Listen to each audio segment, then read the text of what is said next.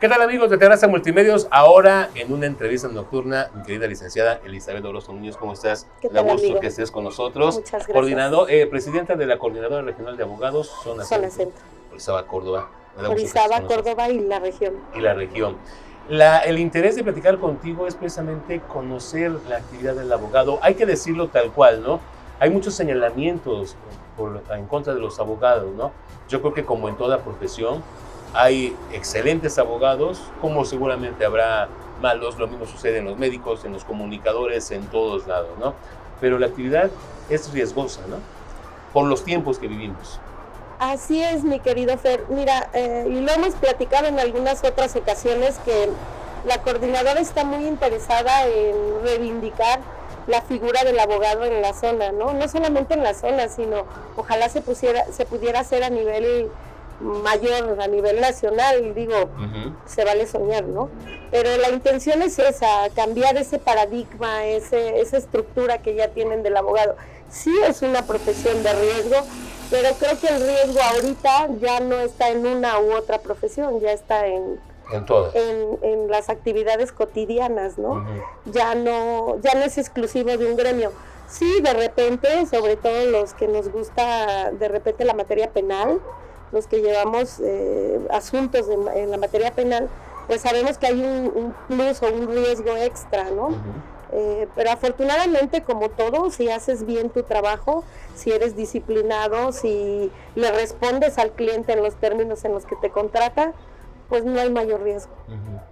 ¿Cuáles son esos riesgos que existen? Pues el riesgo más latente al que nosotros nos enfrentamos es que el cliente, avanzado el asunto, te diga: ya no me interesan tus servicios, ya conocí a otra persona o ya hablé con otro abogado y ya me dijo que lo que tú estás haciendo no es lo correcto, y entonces cambio. Ese podría ser el riesgo corporal o riesgo de poner en riesgo la vida. Pues definitivamente sí hay asuntos complicados o delicados en los que sí va uno con cierta zozobra, pero mayormente el riesgo es que te quiten el asunto. Es el de los riesgos. Sí. Ahora, seguramente, como en la mayoría de las actividades profesionales, existen los famosos coyotes, ¿no? Que son aquellos que se meten a la actividad, que hay que decirlo, ustedes se preparan todos los días, se cursa una carrera, pero muchos no lo hacen y andan, como se dice, coyoteando, ¿no? Fíjate que anteriormente se permitía la praxis sin la cédula profesional. Como a partir de que se empezó la profesionalización, casi en la mayoría de las materias, pues todos mis compañeros nos vimos en la obligación, y tu servidora, nos vimos en la obligación de certificarnos debidamente. Y la certificación máxima que nosotros tenemos es nuestra cédula profesional, que se adquiere mediante examen profesional, tesis o tesina, dependiendo de las modalidades de titulación. Cada universidad tiene algunas. Y después la misma CEP abrió el examen CEMEDAL para quienes venían arrastrando una práctica pero no tenían la cédula. Hay la oportunidad mediante un examen CEMEDAL. Prácticamente ahorita es imposible que alguien no tenga su cédula. Si no la tiene es por desidia, porque no es su profesión en sí, o no es de lo que vive, se dedica a otras cosas y de vez en cuando lleva algún asunto. Pero no, el coyotaje casi, yo me atrevo a decir que casi está erradicado. Eso es muy importante, ¿no?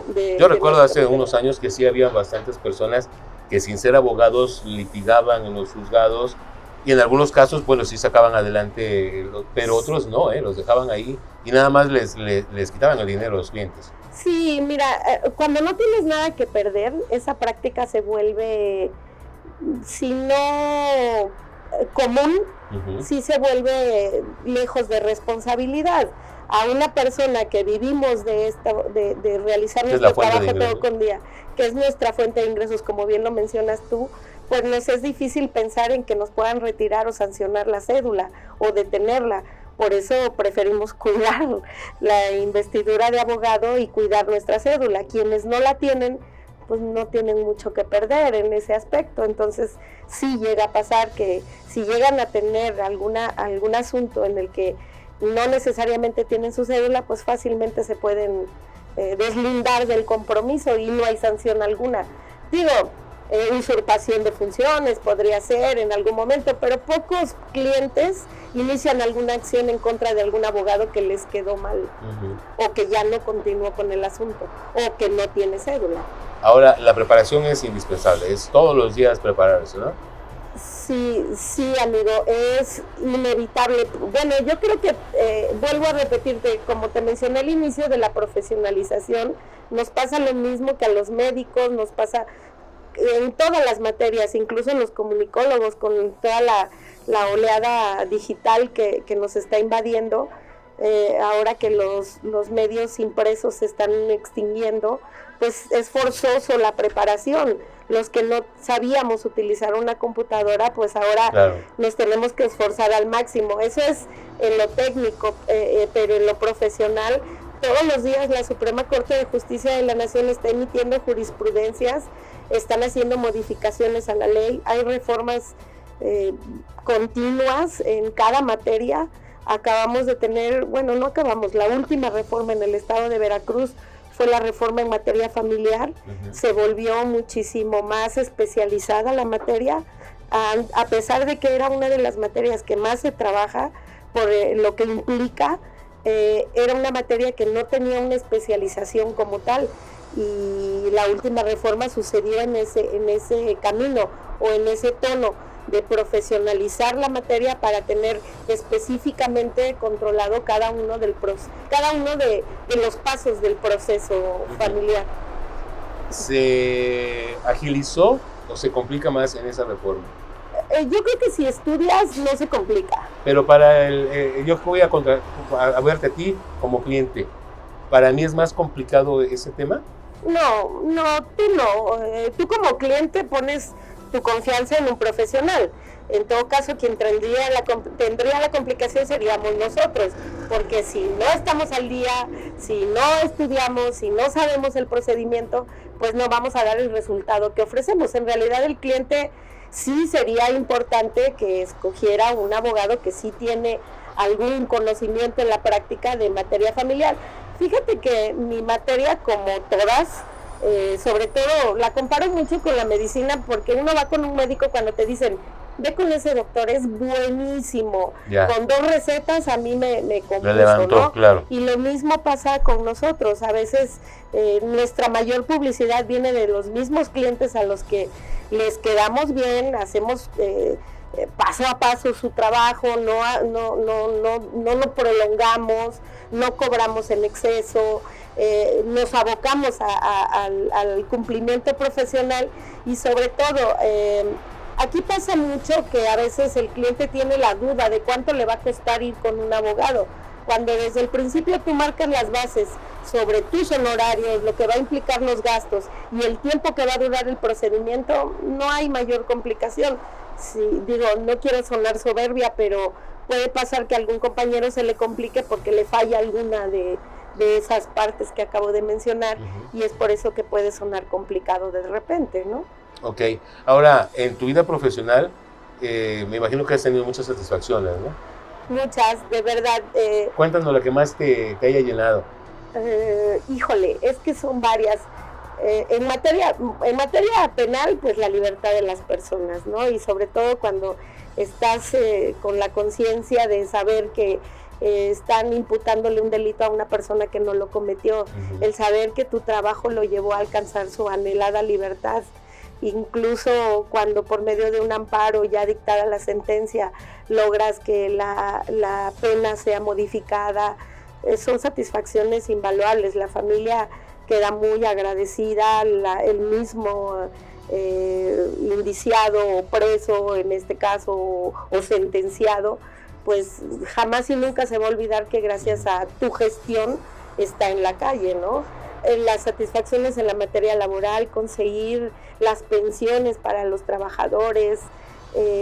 ¿Tú también llevas casos laborales? Sí, también en el despacho, como tenemos la especialidad en Derecho Procesal, manejamos casi todas las materias. La única materia en la que todavía no estamos muy diestros es en la agraria. pero de ahí en fuera todas las demás materias sí las trabajamos en el despacho.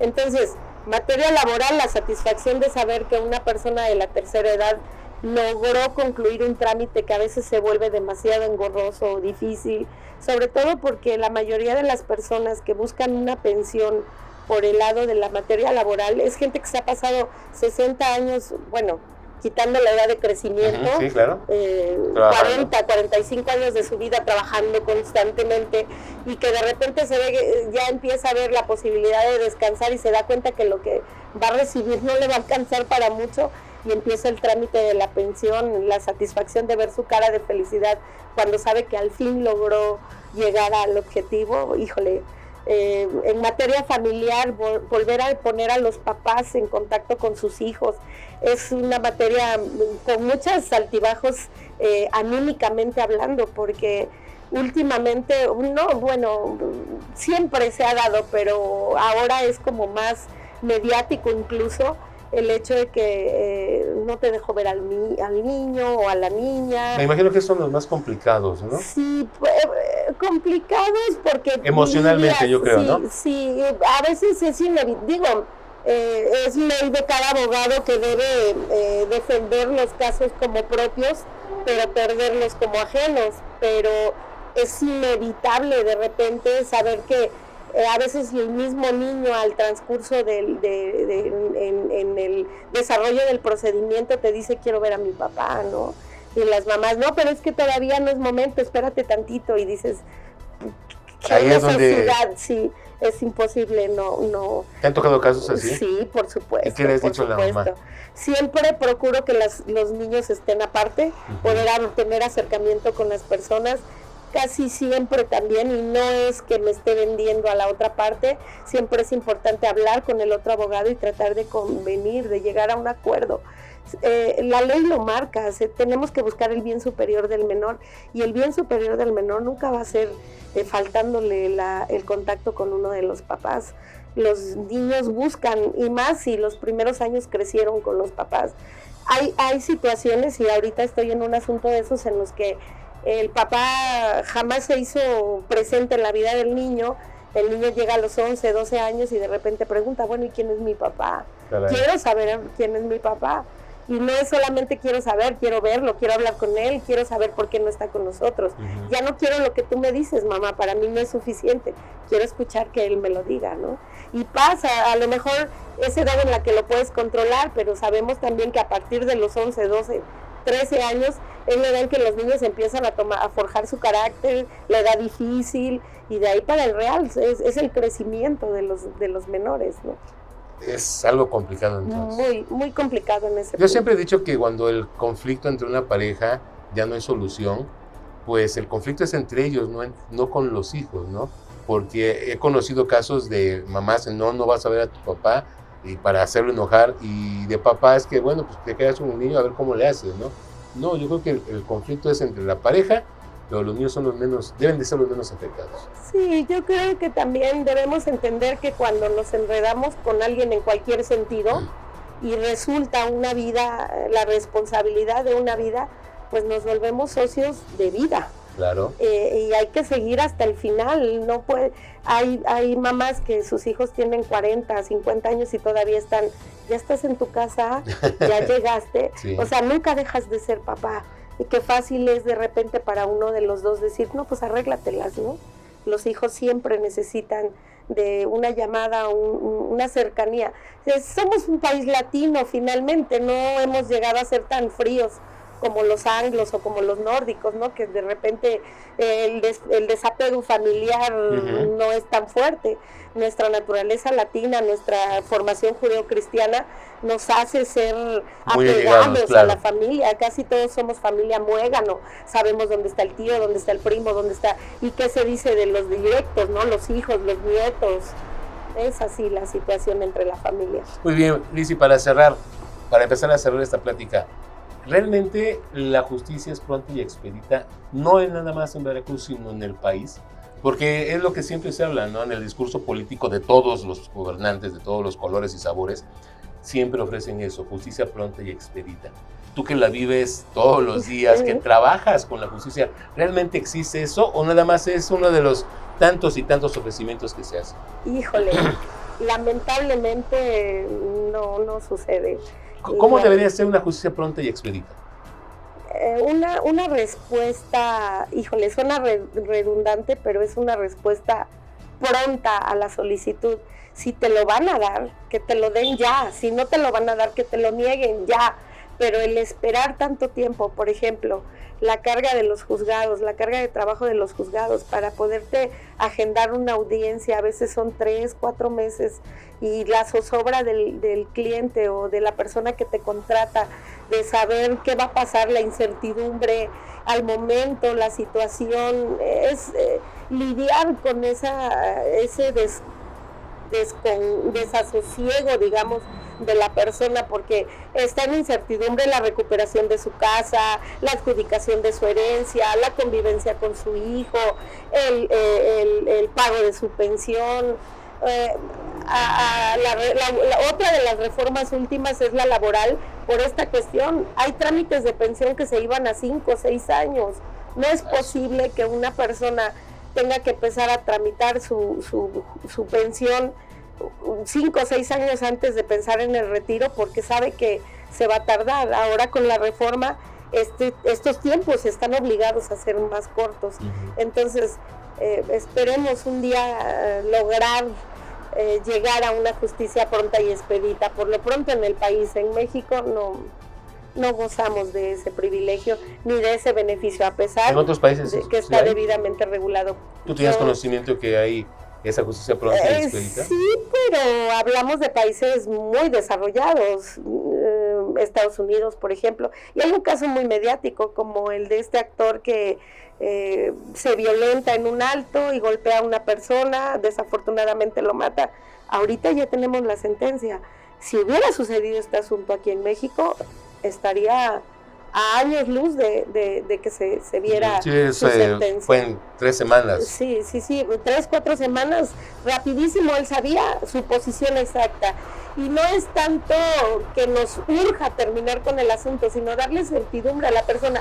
Él mismo, yo creo que ese es un derecho que todos los humanos tenemos, de saber qué va a pasar mañana, ¿no? La incertidumbre de no saber si me van a condenar, si me van a perdonar, si voy a pagar, si perdí todo, si voy a, o sea, es esa lo que provoca en las personas el malestar, el desconcierto. Es algo que quisiéramos como abogados poder tranquilizar a nuestros clientes y decirle: despreocúpate, la resolución sale en 6 meses, en 12 meses, en 10 meses. No sucede eso. No sucede. Lamentable. Perfecto, Liz, te agradezco muchísimo. Amigo, siempre a tus órdenes. Gracias a la licenciada Elizabeth Orozco Núñez y también gracias a usted, Terraza Multimedios, ahora en nocturno. Vamos a ver cómo nos va en este nuevo formato. Ya lo sabe, estamos en nuestras redes sociales, en Noticiero en Punto, a través de la página de Facebook, lo mismo que en Romántica 101.3 F.M. También en Picosa, seguimos también en Picosa, y también recuerde que ya estamos en La Qué Buena. Que tenga excelente día.